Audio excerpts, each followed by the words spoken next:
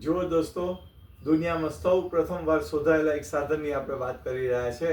અને આ સાધન શું છે એ વાત પછી કરશું, પણ પહેલાં તમે એ સમજો કે જ્યાં ત્યાં તમે જોશો આજકાલ એક્સિડન્ટ, ઇન્ફેક્શન, લો ઇમ્યુનિટી, ઘણા બધા પ્રોબ્લેમ વધી રહ્યા છે.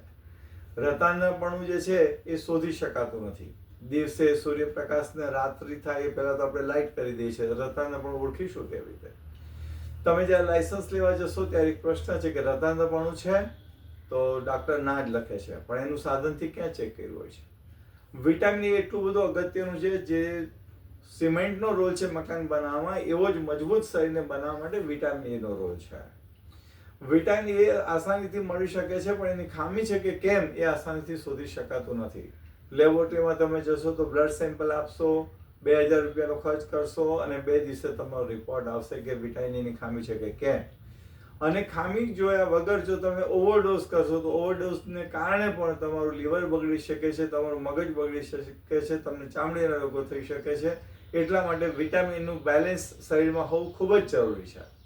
સગર્ભા માતાને, નાના બાળકોને, એ લોકોને પણ ઘણી તકલીફ થઈ શકે છે વિટામિન એની ખામીથી. માટે જ આપણે એક લઈ આવ્યા છે કે વિટામિન એની ખામી શોધવાનું યંત્ર.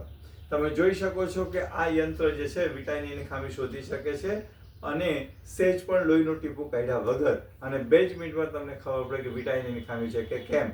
તો મિત્રો, તમે 2000 રૂપિયાનો ખર્ચ કરીને બ્લડ સેમ્પલ આપવા માંગો છો કે માત્ર 100 રૂપિયામાં ટેસ્ટ કરવા માંગો છો, એ તમારે નક્કી કરવાનું છે. અને હા, અત્યારે અમે જનતામાં અવેરનેસ આવે એટલા માટે વિના મૂલ્યે આ તપાસ તમને કરી આપીશું.